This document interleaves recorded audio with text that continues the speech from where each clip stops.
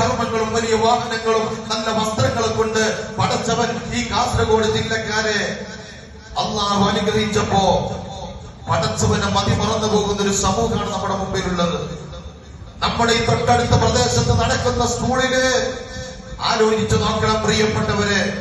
വീട്ടിൽ നിന്ന് നല്ലൊരു ഷൂ ഇട്ടിട്ട് വീട്ടിലേക്ക് പോയതിന്റെ പേരിൽ നമ്മൾ സ്വാഭാവികമായിട്ട് പറയാറുണ്ട് യുപിയിലെ കഥകള്, നമ്മള് പ്രിയപ്പെട്ടവരെ രാജസ്ഥാനിലെ കഥകൾ പറയാറുണ്ട്, ഡൽഹിയിലെ കഥകൾ പറയാറുണ്ട്.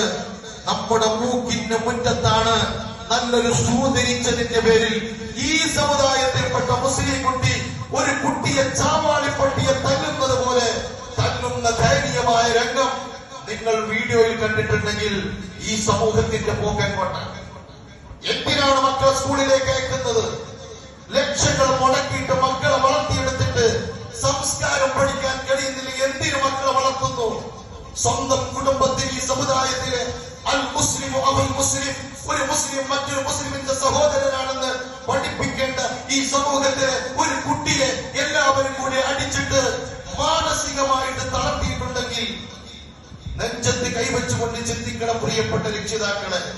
നീ നിന്റെ വീട്ടിൽ കിടന്നുറങ്ങുമ്പോ നിനക്ക് ബോധം വേണം, എന്റെ മോൻ വീട്ടിലുണ്ടോ എന്നുള്ളത്. തെരുവ് തെണ്ടികളായി ജീവിക്കേണ്ടവരല്ല നമ്മുടെ മക്കള്.